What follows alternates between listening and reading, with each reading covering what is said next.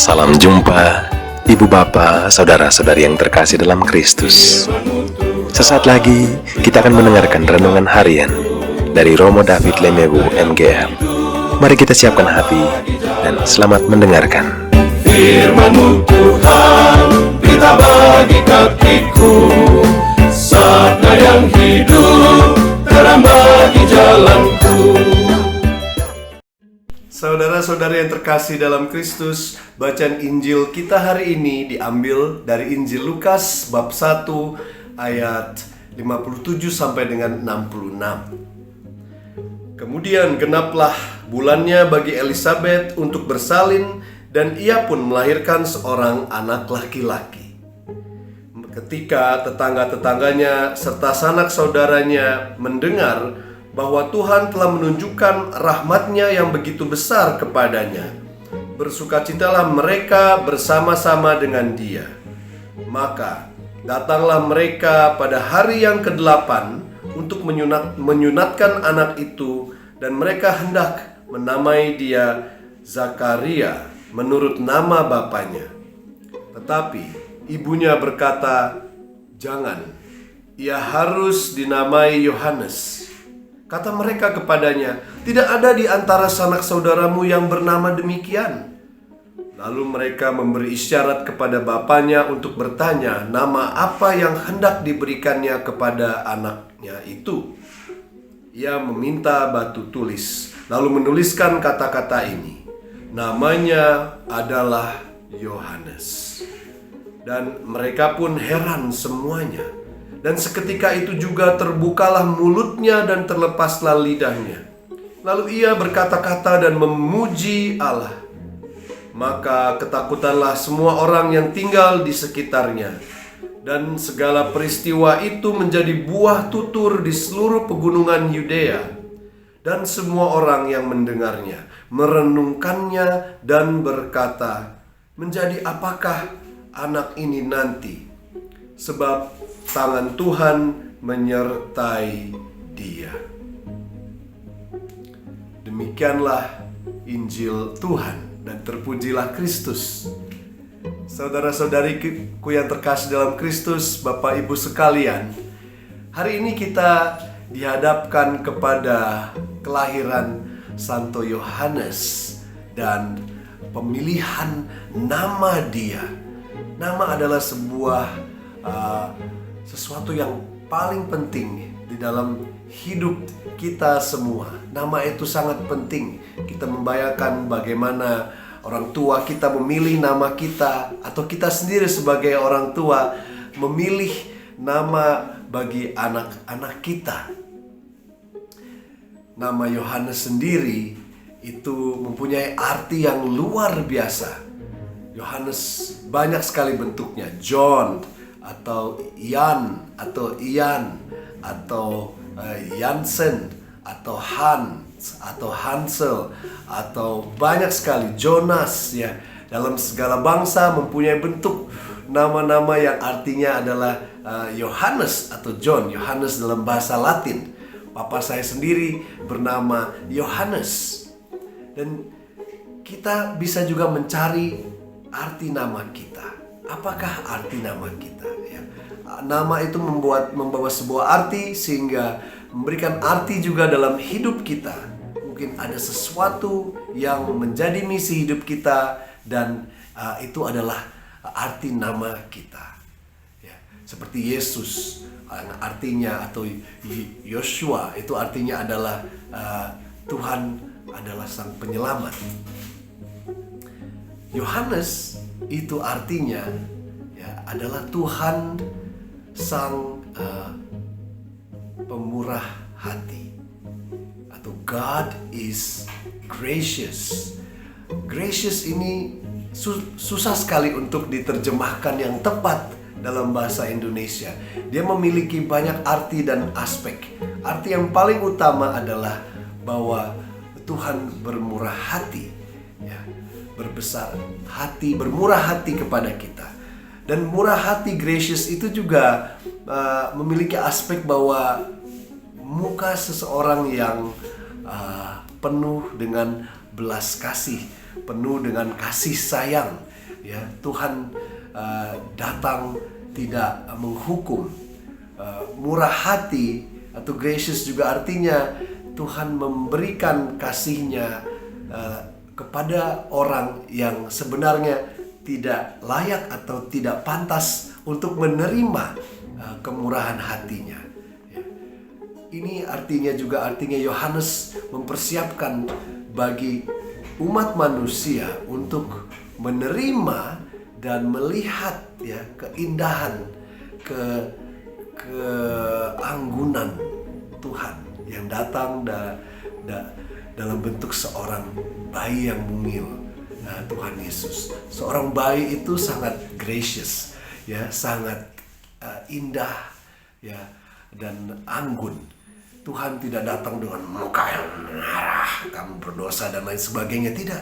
Tetapi Dia datang dengan kelembutannya, ya. Bayi itu sangat lembut, tidak ada yang tidak istilahnya hatinya leleh melihat seorang bayi, ya. Kadang-kadang keluarga yang sudah ribut, tetapi dengan kehadiran seorang bayi semua berkumpul dan lupa ya segala kekerasan hati dan bentrok dan segala macam, karena kelembutan dari muka bayi itu. Itu juga Tuhan artinya datang dengan sangat gracious kepada kita, dengan penuh kemurahan hatinya. Ya. Kita menerima Tuhan sebentar lagi di hari Natal. Apakah respons kita dengan Tuhan yang sangat bermurah hati itu? God is gracious. Kalau dalam bahasa Ibraninya itu adalah Yahweh is gracious. John itu dikatakan dalam bahasa Ibrani itu Yehochanan, ya. God, Yahweh is gracious. Yahweh sangat bermurah hati. Respons kita, saya mau ajak kita semua, kita bisa lakukan dalam tujuh hal di mana kita bisa juga merespon ya kemurahan hati Tuhan yang datang saat Natal ini. Tidak hanya 2000 tahun yang lalu, tapi juga Natal di hari Natal tahun 2021 ini, di hati kita, di keluarga kita, di masyarakat kita, ya. Kita pertama yang pasti bisa bersyukur. Kita mensyukuri ya apa yang Tuhan berikan kepada kita, terutama wajahnya yang penuh dengan belas kasihan kepada kita. Kelembutan Tuhan, Dia tidak datang dengan kemarahannya. Kita perlu mensyukuri bahwa Tuhan tidak melihat ya dosa-dosa kita, tidak menghitungnya, tetapi Dia masih bermurah hati kepada kita. Ya. Artinya tidak hanya kita mensyukuri, berterima kasih atas kemurahan hati Tuhan, kita juga mau memuji kebesaran Tuhan, memuji kesabaran Dia. Tuhan adalah panjang sabar, ya. Kasih-Nya tidak berkesudahan. Kita mau memuji Dia dengan mulut kita, dengan tangan kita, dengan seluruh jiwa kita, dengan segenap kemampuan kita, segala akal pikiran kita. Kita mau memuji Tuhan dan bersyukur kepada-Nya, ya. Itu baru 2 yang bisa kita lakukan. Yang ketiga, kalau kita tahu bahwa kita tidak pantas Tuhan yang memberikan kasih-Nya dan bermurah hati kepada kita, kita mau bertobat. Apa yang membuat saya tidak pantas? Kita mau berusaha sebisa mungkin agar kita memantaskan, atau lebih lagi kita dipantaskan oleh kasih kerahiman Tuhan. Dia bermurah hati, tidak hanya Dia datang dengan wajahnya yang mengundang kita untuk datang kepada Dia, tapi Dia juga datang dengan kasih pengampunannya. Dia mau menghapuskan dosa kita, membersihkan kita ya dari segala yang kotor. Kita dibersihkan, kita mau bertobat, ya. Ketiga, yang keempat, kita juga artinya mau merendahkan hati kita. Ya, kita tahu bahwa segala apa yang kita terima berkat Tuhan, ya, berkat materi, berkat kesehatan kita, ya, segala udara yang kita hirup, ya, Yahweh itu artinya adalah, kalau orang Ibrani itu hanya bisa diucapkan oleh imam-imam agung saat mereka datang ke tempat yang kudus. Daripada yang kudus itu mereka bernapas. Itu cara mereka menyebut nama Yahweh yang adalah napas hidup kita. Kita tahu bahwa kita tidak pantas menerima napas hidup ini. Ini bisa diambil kapan saja. Kita mau merendahkan hati kita.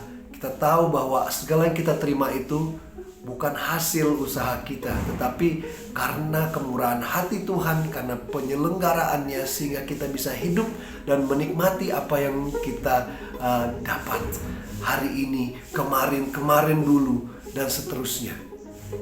Lalu kita mau juga tidak hanya merendahkan hati. Rendah hati bukan artinya rendah diri, tapi kita justru mau berbesar hati juga, ya. Kita tidak perlu takut lagi. Tuhan selalu mengingatkan kepada kita, jangan takut, jangan takut. Kenapa kita selalu takut akan Tuhan? Kita menjauhkan diri daripada Tuhan karena kita takut dihukum. Kita pikir Tuhan itu tidak gracious. Tuhan itu pemarah yang akan menghukum kita dan membuang kita ke neraka dan lain sebagainya. Tapi ini bukanlah kenyataannya. Tuhan datang sebagai seorang bayi. Mana bisa bayi berbuat seperti itu, ya?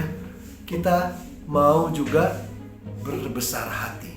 Kita mau berani datang kepada Tuhan, ya, seperti para gembala, seperti 3 raja datang berani kepada Tuhan. Kita tidak mau seperti kayak Herodes, ya, yang hanya ngomong saja tapi tidak berani datang, ya, hanya ngumpet sendiri dalam istananya. Kita tidak mau seperti itu, karena Tuhanlah istana kita. Kita mau datang apa adanya dan berani karena Tuhan, ya, karena God is gracious, Yahweh is gracious, ya. Tuhan adalah sang yang bermurah hati kepada kita, ya. Kalau kita sudah berbesar hati, ya, kita mau juga yang keenam sekarang, kita mau juga bermurah hati seperti Tuhan yang sudah bermurah hati kepada kita. Artinya kita juga tidak datang dengan muka yang marah-marah kepada orang-orang mungkin bawahan kita, mungkin saudara kita yang lebih kecil, mungkin anak kita. Pokoknya kita marah-marah. Tidak, kita juga mau bermurah hati, berbelas kasih kepada saudara-saudari kita. Kita mau mengampuni mereka yang bersalah kepada kita seperti Tuhan mengampuni dosa-dosa kita dan tidak melihat dan tidak marah-marah kepada kita, ya. Kita mau yang keenam tadi bermurah hati. Dan terakhir yang ketujuh adalah kita tidak hanya bermurah hati mengampuni, tapi kita juga mau beramal.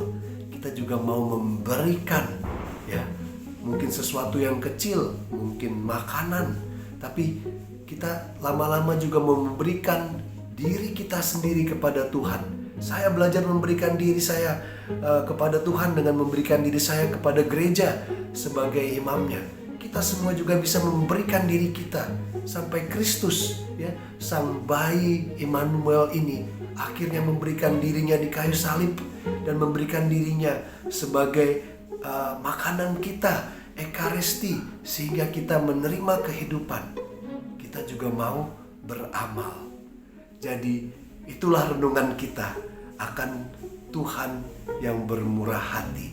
Yohanes, God is gracious, Yahweh is gracious. Kita juga mau, ya, we want to be gracious too, to ourselves, to others, and to God.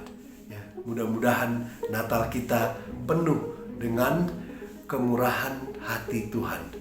May our Christmas be full of the graciousness of God, because God is truly gracious for us. Mari kita sambut Natal kita. Masih ada 1 hari Advent. Mari kita mau bersyukur, memuji, ya. Kita mau bertobat. Kita mau merendahkan hati kita. kita mau berbesar hati, kalau kita mau bermurah hati dan beramal. Tuhan memberkati.